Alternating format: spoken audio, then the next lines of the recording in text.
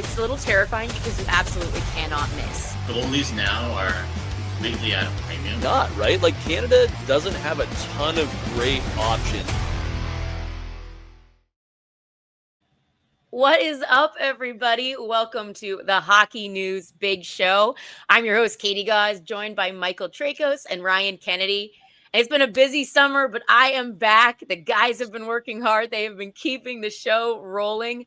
And now we are 27 days away from opening night on October 7th for this new NHL season, which means all the media tours, all the fun, all the interviews, and our own Ryan Kennedy is out there in Vegas. He's got the inside scoop on everything from the NHL Player Media Tour that took place over the last 3 days. So let's dive right in. We've got lots of storylines to cover, but one of the biggest ones started off, Ryan, when Jack Hughes broke the internet by talking openly about how he wants to play with his brother Quinn, the captain of the Vancouver Canucks. So I know you got a chance to hear from Quinn just moments ago as the media tour wrapped up today. So what was he saying? Should Canucks fans be worried at all? What is the scoop?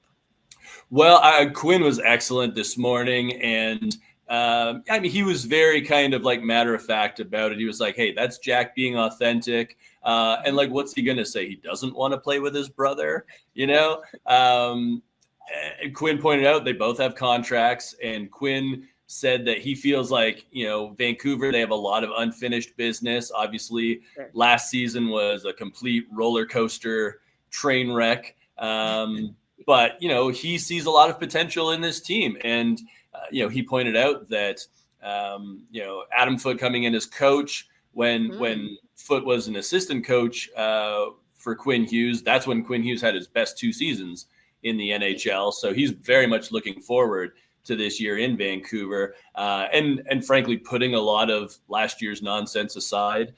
He also pointed out Jack Hughes was not the first person to bring up the idea of the Hughes brothers playing together, and that the call was coming from Vancouver, if we recall. So, you know, I think, you know, there's 2 years left on Quinn's deal. What happens after that? I think a lot of us are kind of anticipating that the Hughes brothers could all be reunited. But in the short term, like, you know, Quinn's, I don't see him asking out of Vancouver. I think he's very much committed to being the captain there. I think it's something that he takes a lot of pride in. And I think you're going to see an incredibly motivated Quinn Hughes who wants to get Vancouver back into the playoffs this year. What would have to happen for Quinn Hughes, like between now and 2 years from now, Ryan, for the Hughes brothers to say, or Quinn Hughes to say, you know what, I'm happy in Vancouver, I'm going to re-sign? Because, you know, if the brothers want to play together, you know, if Quinn Hughes wins 2 Stanley Cups, will that change things? Or is it, you know, I still want to play with my brother? I think it would change the timeline, because let's not forget, you know, Jack Hughes, his original quote was like, eventually I want to play with Quinn, right? He didn't say like, I have to do it right now. He didn't say I have to do it in 2 years. I mean, for all we know, like, as you pointed out, like, what if the Canucks make a couple of incredible playoff runs or win the cup? You know, then maybe the timeline changes for Quinn, if he indeed even wants to leave Vancouver. But there's nothing to say that Jack, Luke, and Quinn couldn't all play together in like 10 years. Yeah. It could be on Columbus for all we know. Yeah. I also think it's interesting because in media, right, we get so used to players giving us the same answer to every question and the bare minimum and being so politically correct because they're trained these days from junior hockey to know what to say. So I have a lot of appreciation for the fact that Jack Hughes was authentic, and he did say what any person would say. Of course, he's like, what did Quinn said? If you guys have brothers, I'm sure you'd all say the same thing, right? Yeah. So I really like the fact that Jack Hughes isn't thinking about how this is going to get spun by the media. He's just out here saying, yeah, I love my brother. It'd be super fun to play together. I really would like that to happen at some point, because we get so many of the same answers nowadays. It's kind of nice to see players telling us how they really feel. I also wonder, Katie, like, we see this in the NBA a lot where players are basically dictating where they're going to play and who they're going to play with. And it seems to work in the NBA where they put together Yeah. these super teams. We haven't Yeah. seen it in other sports. Like, I don't think we see it in baseball, but in hockey, I wonder if this is sort of, I know this is because they're brothers, but what's to stop, say, Connor McDavid and Austin Matthews going, okay, your contract's going to be up, mine's going to be up.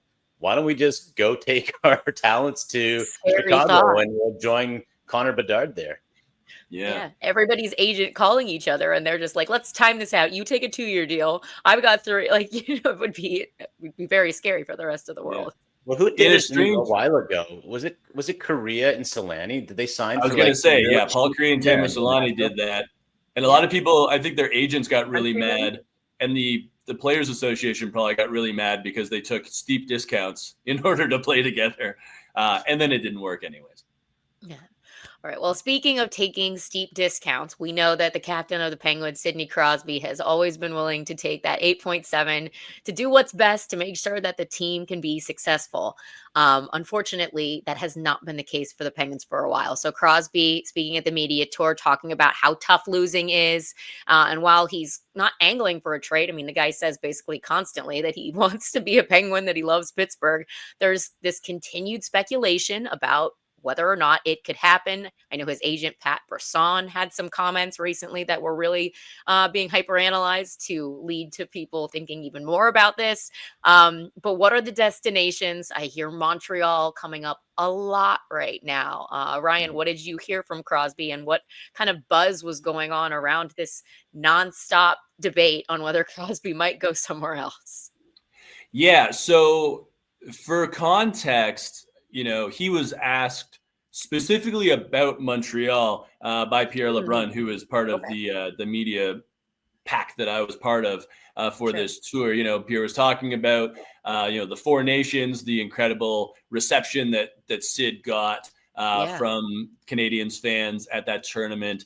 And, Sid grew up a Habs fan and he's from the East Coast. And a lot of people on the East Coast, tend to be Montreal fans. So, he was talking about drafted by the Habs too, right? That's right. Yeah. Unfortunately, the same time as they drafted Patrick Waugh. That's a goalie and he was a goalie. But I don't think it's going to be the Habs if indeed Crosby were to move. And my sense is that Crosby does not want to move, but there's a lot of outside forces that will probably say like, okay, well, if Pittsburgh's a doormat again, or, not even a wild card team, like clock's ticking, like this is a Hall of Fame career, one of the best players of all time, maybe top 5.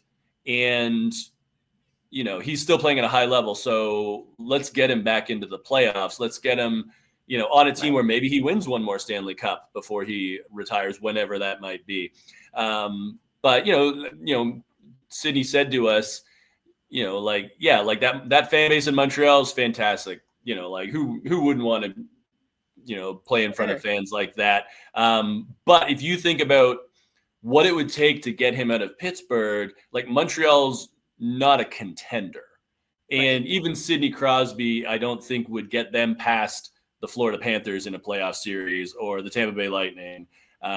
So you have to think, like, for me, if he were to move, it feels like Colorado is the obvious answer. Play with Nathan McKinnon, play on a team that has Stanley Cup aspirations. They have Cale Makar. Gabe Landeskog is coming back, which might even have more of an impact in the room than it does on the ice in a positive way. But, the Avs are a team where you say, like, yeah, if you put Sidney Crosby on that team as their second or third line center, I mean, that would be incredible. So that's not to mention that Nathan McKinnon would be the happiest human on the planet. The only time I've seen him truly happy in the happiest sense of all time is when he's with Sidney Crosby, talking about Sidney Crosby, or he's hanging out with dogs. He really loves dogs. So I feel like you just give this guy Sidney Crosby and there's somehow going to be another level that he can unlock because he has his perfect wingman. So Michael, here's a way to look at it, because there's also the idea of, okay, obviously we know Crosby wants to be a Penguin, but what about what he could provide for Pittsburgh in terms of jump starting, whatever rebuild needs to ultimately eventually happen.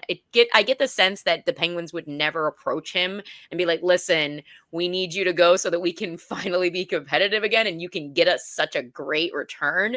But what do you kind of make of the dynamic of how Pittsburgh is, needing to potentially consider capitalizing on what Crosby could bring them? Yeah, like I see a lot of, I see the logistics of trading Crosby, but I also see, the benefit of keeping him around. And Ryan keeps talking about Matthew Schaefer and, who's going to go number 1 overall next year. And, if he ends up in Pittsburgh, there is a perfect kind of synergy there where Crosby stepped in and Mario was, still the elder statesman. Crosby lived with Mario. I could see Crosby doing that to, whether it's Matthew Schaefer or another top pick and sort of Gavin McKenna. Gavin McKenna. Yeah. Oh, sorry. I keep saying Matthew Schaefer. Yeah. Gavin McKenna. Yes. No, they're Don't both really scare Islanders Really fans. good. Just got him.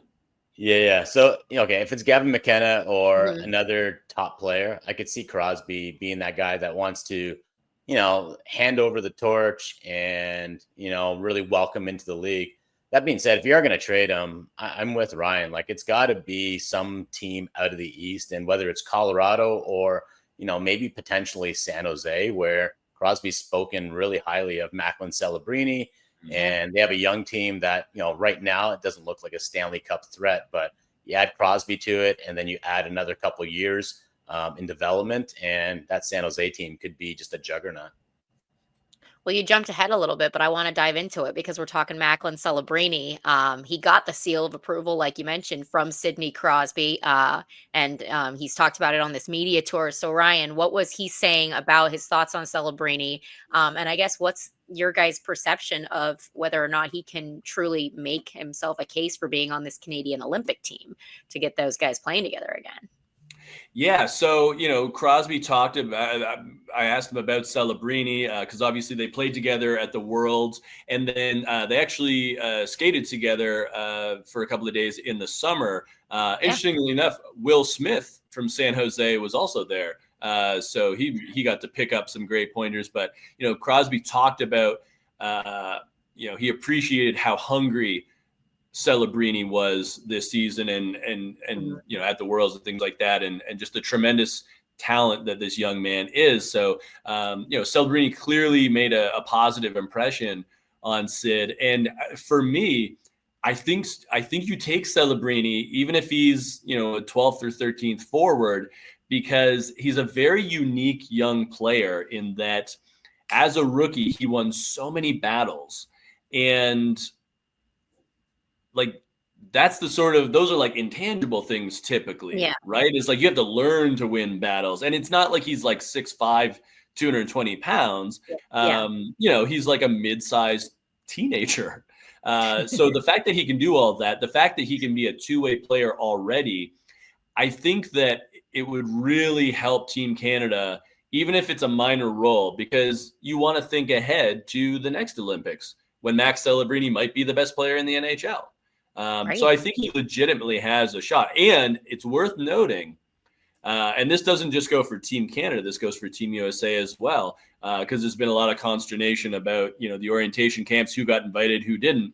Mm-hmm. If you went to the Worlds, you had a better chance of getting an invite to one of those camps than if you turned down the Worlds. Oh, yeah. Get a little pre-Olympic experience, also show your commitment. Okay, gold star for everybody who decided to do Worlds and didn't start summer vacation early. Michael, what do you think about Celebrini's chances with, looking at the talent pool that Team Canada obviously has to choose from? Yeah, and that's the thing, Katie. It really is the talent pool that you have to, talk about when you're talking about Celebrini or Travis Konechny or Seth Jarvis or who were on the Four Nations team, and they're going to be in tough to continue to play for Team Canada. Same thing, I guess, with Mark Stone, who is getting a little older, and Celebrini is essentially going to have to beat out one of Stone, Konechny, or Jarvis to get on that team. Plus, he's got to compete against Mark Scheifele, Nick Suzuki, and a bunch of others that were left off the team. So It's not going to be easy. I agree with Ryan. I think Celebrini looks like he's going to be someone, whether it's this coming Olympics, the next World Cup, or the Olympics after that, he's probably going to be on Team Canada. Talking to, whether it's Bill Guerin with the U.S. team or, Team Canada's brass, they are really looking at it one tournament at a time. I know we like to think like, hey, bring in the young kid. He'll get his feet wet for the next Olympics. But I think Canada and the U.S. and every other country is just thinking, I just need to win. And whether I win at the detriment of, we don't develop anyone for the next Olympics, so be it. Ryan likes to say, what is it? Banners fly forever. Banners fly forever. Yeah, well, gold medals, never fade. Golden, okay? Yeah. So, to Celebrini's point, I think it's going to be really dependent on what he looks like in the first few months of the season. Totally. All right. Well, we'll have to see. Okay, well, how about this one? Speaking of banners, the Florida Panthers have a lot of those recently, but so do the Tampa Bay Lightning. So Victor Hedman had a cheeky comment about the Florida Panthers at the Players Tour. Ryan, what did he have to say? Okay, so this was one of my favorite moments. This is on the first day, and the way it works is they bring in the players, kind of one by one, sort of 15-minute increments. Sometimes there's breaks, but sometimes you're getting guys like one after the other. So Sam Reinhart of the Florida Panthers had just finished up with us, and he had left the room, and Victor Hedman comes in. So they probably passed each other in the hallway. It's not a very big area that we were in. And he sits down, and as we're getting our tape recorder set, he just goes, "They're not winning 3 in a row." like in a sort of like half joking, but half like not really. I'm also not happy that we haven't been there. And I just thought that was amazing, because it's such a fantastic rivalry between the Lightning and the Panthers. And Hedman went on to talk about, what Tampa Bay has to do to beat Florida. And they know each other so well. And they've had such great matchups in the playoffs. But, I mean, that's going to be a series to watch because, it's not inevitable that they play each other in the playoffs, but it's also pretty likely, whether it's the first round or the second round, that we could see another Battle of Florida. And I think both teams are very much prepared for what that could be. I love that Battle of Florida rivalry. As much as I love the Battle of Ontario, Florida Panthers, Tampa Bay Lightning, this is so good for hockey that, it's a non-traditional market and both teams are just amazing right now. Yeah, Gary Bettman is just loving life with what this has turned into, right, with his Florida teams, but it certainly has taken on a life of its own. So, Michael, do you agree with Hedman's not so cheeky, not so kidding comment about Florida not winning 3? Yeah, well, it's tough. Like to win 3 in a row would mean that Florida went to 4 Stanley Cup finals in a row, which, come on, like what are they, the New York Islanders of the 80s or the Edmonton Oilers of the 80s? Like, do that anymore. You just don't. You're not supposed to do that. Yeah, you're right. And I get it. When you look on paper, there's not a lot not to like about the Florida Panthers. That being said, like the Tampa Bay Lightning, don't sleep on them. Top to bottom, this is a grid team. And, kind of the opposite of Florida, they've had some early exits. So they're a well-rested team. And, it's got to be, I don't think Hedman's joking, really. I think it does bother him that the Panthers have sort of taken over the state of Florida. So I'm expecting the Tampa Bay Lightning to be, if not the top contender, one of the top contenders to win the Stanley Cup, because when you look at Vasilevsky in net, Hedman on the defense, and then a forward core that includes so many just dynamic offensive players. Yeah. Put them in a class with Vegas, Edmonton, and like I said, the Panthers. And, one of those teams is probably going to get the cup this year.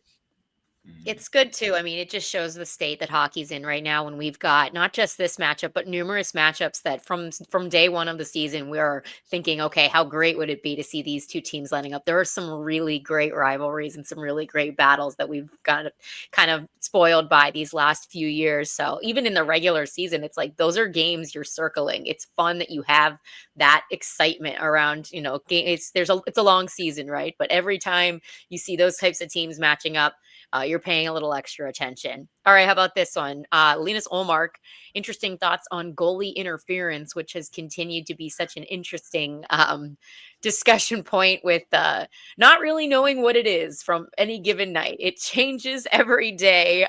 They're making progress on trying to figure out the best way to get some consistency there. Michael, what do you think about his thoughts on having maybe an ex-goalie in the war room? What are you thinking? Well, they got Kay Whitmore in the war room, so he is technically an ex-goalie, and I know Kay because he lives in the same town as me, and you know he and the rest of the war room, they do get a lot of flack because I get it. You can almost flip a coin as to whether it's goalie interference or not. No one knows what it is, especially not the players or the coaches who are in the thick of things. Something's got to happen in terms of it's just got to be a little bit more black and white.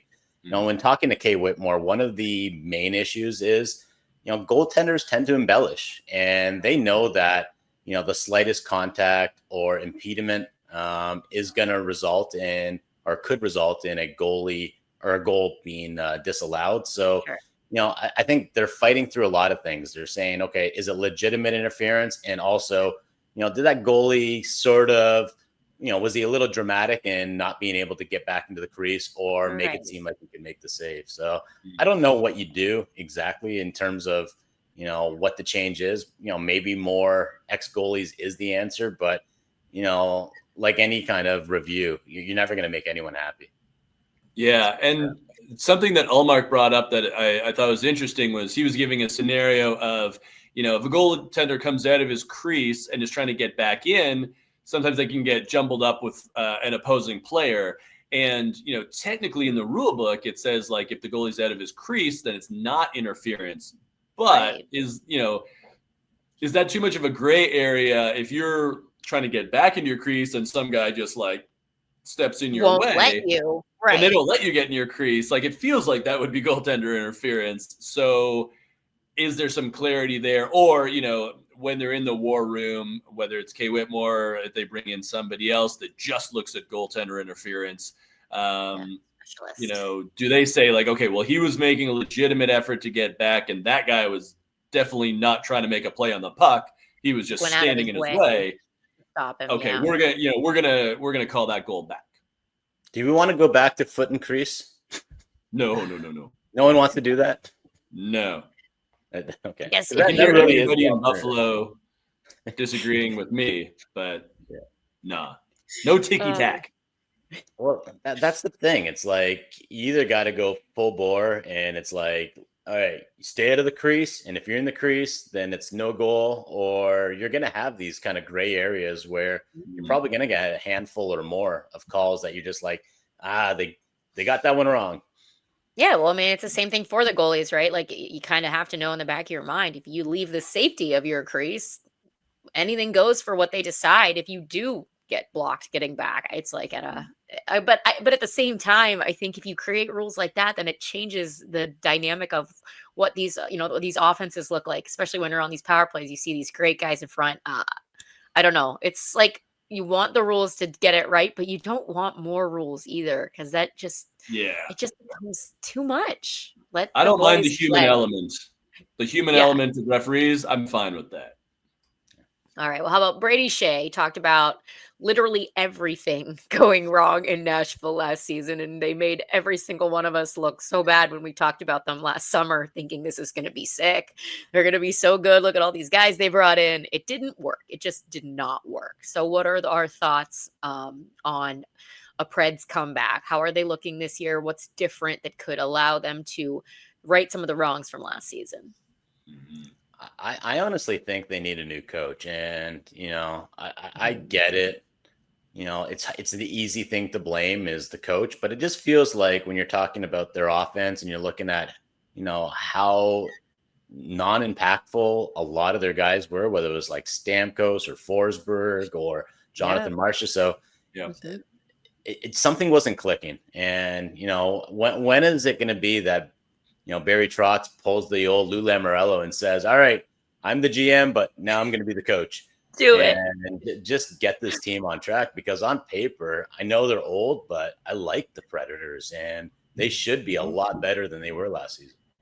Agreed. Yeah. And, talking to Brady Shea, he talked about Andrew Burnett being a player's coach, and the guys obviously like him. I do get the sense that, with Barry Trotz being a new GM and that being his first coaching hire, I could see a scenario where ownership would say, like, if you fire this coach, you're the coach.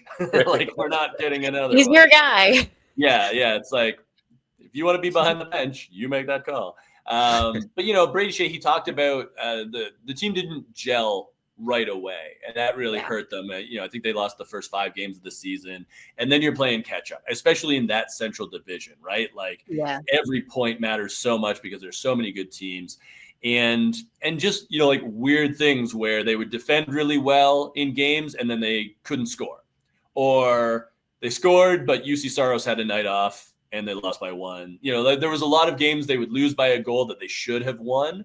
And, Shea was saying by the end of the season, sort of post-deadline, they felt like things were coming together. But by that time, it was way too late. And you also, as an outsider, I would say, like, okay, well, it doesn't matter if you're playing well when there's nothing at stake, and maybe you're playing teams. And everyone knew you were not good. Yeah, everyone knew. Yeah, it's like maybe you're playing teams that are already out of it and they don't care, or maybe you're playing playoff teams that don't want to get injured, so it's like they're fine. They've already locked up a playoff spot. So I don't know. I think they'll probably be better as a team, but I don't know if that's going to translate into better results in the standings necessarily. Like, I don't see them as a playoff team. No, they're in the Central. Like, it's the Central. If they're in the Pacific, Dallas, Colorado, maybe. Winnipeg, or Minnesota. Like none of those teams are taking massive steps backwards, and they need to make a big step forward. It's just there's just too much talent in the Central Division in terms of competition. All right, speaking of Central Division, let's talk about Cale Makar, because he believes that all these years we've been talking about how the Norris, like it's got to be just for the offensive guy, and we'll create a defensive defenseman award. But Cale Makar is just being his college-educated self, says, no, this is what we need to do. There'll be a Bobby Orr award for the defenseman with the most points, so that we can just stop worrying about this defenseman that actually play the position the right way, not getting any credit. So what do we think? Do we like this idea from Cale? I like it. Yeah, it's funny how we always talked about we always talked about there should be like a Rod Langway award for defensive defenseman, but Cale Makar's point was it's harder to quantify good defense versus offense. Like, offense is points, that's easy. Yep. Where it's Jacob Slavin is a name that we always think of as best defensive defenseman. Maybe it is him, but maybe there are guys that play a different style and get the same results. And we were talking about the media guys talking about it like Cale Makar is an amazing defenseman, defending with his stick and things like that. But also, because he has the puck so much, no one ever scores against him because they can't get a shot on net. So there's defense in that as well. So it's a very interesting idea. And again, so much more easy to quantify. I'll also say too, you have to think about it it's a little bit offensive to guys like Makar and Quinn Hughes to say it's just points and they don't defend. It's like, well, they defend as well. Just totally. Style. I mean, we've definitely seen guys I don't think you should win the Norris if you're a minus player. But other than that, we've definitely seen, points be the big thing in recent years. And I think Cale Makar is right on this one, that we should section that off. He's right, but he's also, it sounds like Cale Makar is just trying to get an extra trophy to win both. That's the problem. Because generally speaking, guys, the defenseman with the most points is the Norris Trophy winner. Okay. Yeah. You have to go back to the Mike Greens or maybe the Erik Karlssons occasionally to find a defenseman that didn't lead all defenders in points and wasn't the Norris Trophy winner. So I get what he's saying, but are we really going to say next year, Makar leads all defensemen in points and he wins this Bobby Orr trophy, and then they go, yeah, but we're going to give it to Jacob Slavin because you It won would that be tournament. kind of, you'd really have to identify and make it clear to people that there was a change happening, right? That this For award sure. was no But longer then the what is the Norris Norris, Bowl. though? I guess it The- means Norris all is the around best defenseman. defenseman.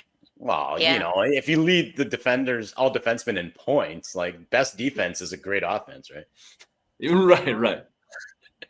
Yeah, I don't think it's ever going to happen. We'll just continue to spin wheels and come up with different ideas and how it makes more sense. And Cale Makar will just continue to win the Norris over and over. He just wants more trophies. That's fine. That's cool. He only wants one He's more trying to trophy. spread the love. He only wants one more trophy and another, and that's the Stanley Cup. But all right, how about this? We know that Bill Daly was speaking. Ryan, what kind of updates or information did he have to share with the group? I know there are some parts of this new CBA that we can see rolling out in this upcoming season. So what's the scoop there? Yeah, so kind of went around the league in a couple of different ways. Things are going to get rolled out. We know that the dress code's changing this year. We know that this will be the last year for fitness testing, which from the players we talked to, they were very stoked about that. Quinn Love Hughes it. was joking with us this morning. Is like, yeah, like I play like the most minutes in the league, and I gotta go do a bike test to find out like if I'm fit. Like, what's the point of that? You know, it's like I want to be fresh for game one. I don't want to, get buried in the preseason and then not be fresh for game one of the regular season. So guys are very happy about that. Bill Daly also talked about, 19-year-olds in the AHL. That's going to be next year. He also, just sort of, news items with the Hockey Canada 5, no update yet on whether they could be reinstated to sign NHL contracts. They're still sort of a wait and see there process. And also Evander Kane, the league was looking into if the Oilers had done anything funny with LTIR with Kane. And that's investigation is closed. There will be no repercussions from that. And it kind of sounded like they do this every year. And it just became a media story where they want to make sure everything was taken care of properly. They investigate it, and then that was that. Everything. Ryan, you're burying the lead. How about the decentralized draft? Bill Daly said it's not going to be 4.5 hours for the first round. Thank That's God. right. Yes, that was my question. I was like, are you guys thinking about a way of, helping audiences and Not fall asleep. Yeah, exactly. And Not putting like, these as kids soon in as- like weird rooms where they're talking to like God, and it's like, what's happening here? Yeah, and like as soon as I finished my final syllable, he was like, "Yes, we'll figure it out." And he did point out it's the first time they had done it. So it was all new to their production team as well. And we know that Steve Mayer, who heads up productions for the NHL, I mean, he's an ace, right? Like some of the things that he's pulled off, like even like the draft at the Sphere was incredible. Right. And, some of the there's other a lot events of they've done. growing pains with this new format, Totally. which is So I think, I think they've learned from their mistakes, and I would love to see it be like 3 hours. I think 3 hours is perfect. That's a good Ryan, prime time slot for the NHL draft. Ryan, you mentioned the dress code. So I know I've covered this NHL player media tour, and one of the things that always stands out is, the level of care that these players come into the interviews with in terms of what they're wearing. Did anyone stand out in terms of what they were wearing? I will say Lucas Dostal, the goaltender for Anaheim, he was great in general. Had a lot of interesting things to say, but he had this like very smart kind of blazer on, but not like a traditional suit blazer. And in my mind, I'm like, that probably cost a lot more than they all do. I'm sure. on a top. Yeah. But it's funny. A lot of the guys were happy that the dress code is gone, but at the same time, we were like, so are you gonna, do anything different? They're like, no, I'll probably just wear suits. Yeah. Well, it's like when you go to a school that has a uniform. It's like, oh, I don't want to wear a uniform, but then okay, I don't want to come up with a different outfit every single day. Right. And they Suits are already easy. own all the business suits. Right. They've already bought them, right? So it's like their closet has 20 suits in it. Like, what are they gonna do? Let's be real. Like ever since these kids were playing rep at like age 6, they've been wearing suits. Like you Yeah. always see these kids go to games and it's like, it's really cute. You see them getting Part of dropped off hockey. at the arena and they're like fitted out in suits. So It from is like great. 6 years old onwards, they've been always going to hockey games in suits. So probably would feel weird to kind of be like, all right, I'm going in track pants now. But there are going to be a few players to definitely keep an eye on now that this has been lifted. Like the Yeah. Patrick Laines of the world are going to go ham with who knows what are going to be showing up in. We'll see obviously lots of fun things from Austin Matthews, his Justin Bieber inspired attires. So I think we'll get to see some more personality, which is ultimately a good thing because as much as we love these hockey guys, sometimes get a little too stale. We want to see what they're into. We want to see what they like. All right, real quick before we jump into our rapid fire, favorite NHL media tour interview of all time. Who was it? I'll start off because I'm sure Ryan's got like maybe multiple, but Philip Forsberg last year. Forsberg's always rocking that Raleigh Fingers type mustache that you can kind of twirl with your finger. And we asked him like, how much upkeep is that? And he's like, well, at the beginning, you have to kind of make sure that you're putting in product. But he goes, now it's like a self-playing piano. And I was like, that's such a great line. Never thought of describing facial hair as a self-playing piano. So That's fantastic. I love it. Yeah, I have to say, like this year, like pretty much every player was awesome. And I think, it's a great time, they're coming off the summer. They're excited for the season to begin. But, guys were really kind of entertaining. Jake Ottinger was very entertaining. I will say Lucas Dostal, who I don't think I'd ever spoken to him before. He was really good. I had some interesting thoughts on Czech hockey and the goaltending pipeline there. Evidently, they had fired some guy that a lot of the NHLers really liked. So they're not happy right now.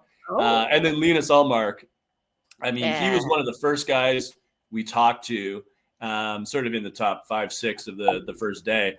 And he's really charismatic and he's a great talker. So I would say, ironically, a couple of goaltenders. People always say goalies are weird, but when they're on, they can give you great stuff. When you get them at the right times too, right? They're not in that goalie season mode just yet, so they can still be a little bit more relaxed. And again, they're weird, but hey, weird is a good thing because weird is where that's where the entertainment really comes from. All right, well, a reminder that the Big Show is presented by Stix.com. You don't need to break the bank on Stix. You can get a pro level composite stick without the pro price tag at Stix.com. Stix.com. So make sure to go check it out. All right. Speaking of goaltenders, we'll just segue right into rapid fire. Dustin Wolf, coming off an amazing rookie campaign, signs a big time contract, 7 years worth $52.5 million. So it's around 7.75 AAV. Is a huge contract for a goalie who has 71 games of NHL experience under his belt. So boom or bust.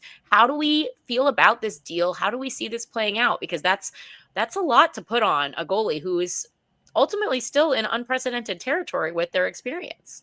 Yeah, I'm a bit surprised that I don't know if it's a boom or bust. I'm almost in the middle on this one because goalies are so hard to project like what Dustin Wolf's going to look like a year from now, never mind 7 years from now. I get it. He was a Calder finalist, a great season for Calgary. You're expecting him to build upon this, but how many goalies have either won the Calder or just had tremendous rookie seasons and then weren't able to replicate it? So I hope this works out for Calgary.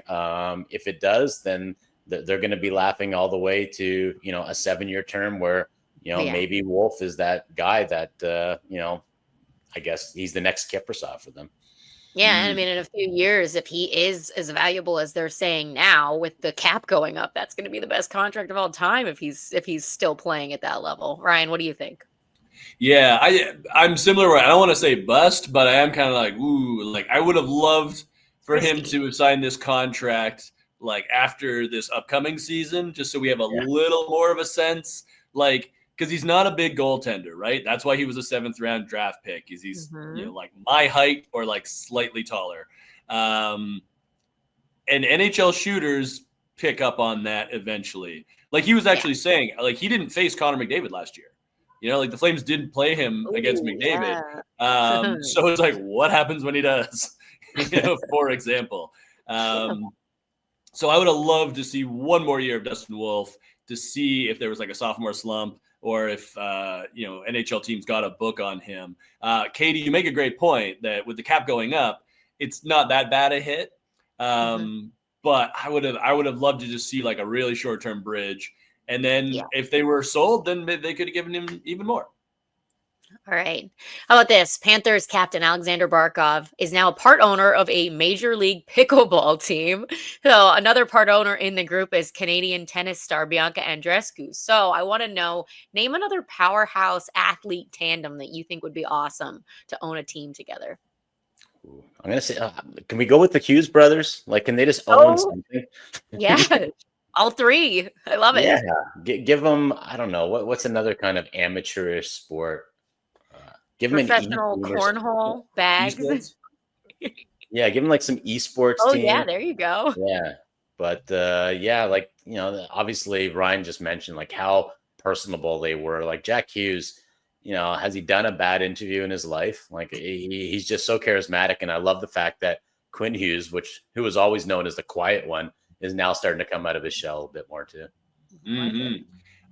Interestingly enough, Adrian Kempe told us that he owns an esports team or co-owns, I guess, with a friend of his. They have like a Counter-Strike team that they sponsor. So Adrian Kempe is already in the game. But Mike, you inspired me for an answer because I was struggling with this one. The Kachuk brothers. God. I don't know if you can like sponsor a UFC fighter. I was gonna say that. But I mean, come on. Like imagine like having those guys as your hype men walking into an arena with like Brady on one side, Matthew on the other. It writes itself. Yeah, but the problem would be is if they go to see their person play or compete, whatever, fight, they're going to be the ones that are jumping in there. That's right. Next thing you know. Our assistant producer is saying have them as a manager for a WWE wrestler. Ooh, there you go. The Jimmy Hart of the WWE there. They could have a potential career in that when they're all done with hockey. They'd be like, did you see me hit that guy with a chair? That was awesome, right? It's like, yeah. Did you see me hit that guy with a chair? It's like, yeah, you were good too. Oh my gosh. All right, real quick, last two, Ryan, just because this just came out and I want to get your quick thoughts on it. The CHL will not be issuing passes for NCAA coaches to attend and scout games in their buildings this year, which previously they had done. So these college guys could go check out the new talent pool. They're kind of fighting the power here. What are your thoughts? I mean, I get it, but I would love if these two entities were just more in simpatico. I'm sure the CHL is like, you took Gavin McKenna from us. We don't want you here anymore. Don't even that alone. Yeah. Don't even look at Landon DuPont. Don't even like breathe in his direction. NCAA teams, they're going to find a way around it, whether it's like, people they know in the industry, they're not going to sneak an assistant coach in or anything like that. But I mean, disguises on. You can always buy a ticket, right? Oh yeah, the budgets for recruiting are going to have to go up. You're just going to have to be like everybody else. You're going to have to do it in the fan zone, standing room only. Yeah. It's never good to be petty as they come off. Hey, we'd really love you here. Yeah. There's the new recruiting. You should go to North Dakota. Yeah. Oh, all right. Okay, final one before we run out of time. The Seattle Kraken released their new alternate jersey, and it glows. So I want to know, do we think yay or nay for these glow-in-the-dark jerseys? I'm saying yay, but I'm also saying, like, when are we actually going to see them glow in the dark? Like, I guess in the pregame warm-up, they'll turn off the lights, I guess. Yeah. I don't know. It's cool and all, but, not the most practical. Would you buy it? Because, like, say you're wearing that jersey and you leave the game and then you're out there glowing. Like, is that what you want? I guess. I don't know. It's safe if you're crossing streets, in Seattle Ryan, after a Kraken game. You're the resident jersey hound. You like this? Leaving the arena, or even just like when the house lights come down for, the player intros, you're going to see a bunch of like, bioluminescent S's all around Climate Pledge Arena. I think that'd be kind of neat. I like it, but I don't want to see everybody do it. I want this to be like, kind of a one-off where it's like, ooh, that was cool. And then I want somebody else to come up with something different that takes it to the next level. Yeah, I know the anything to Dallas distract from the Kraken's play this season. That's an entirely different conversation. All right. Jerseys, pretty cool. We'll see how they look once the season gets rolling. All right, guys. Great stuff. Ryan, great coverage of the NHL Player Media Tour. Lots of awesome insight from all the guys that were there. And the season is getting closer and closer. So we will continue to have all of your coverage on the biggest storylines heading into this new NHL year. That does it for the Hockey News Big Show. I'm Katie Gause with Michael Tracos and Ryan Kennedy. We'll see you guys next time.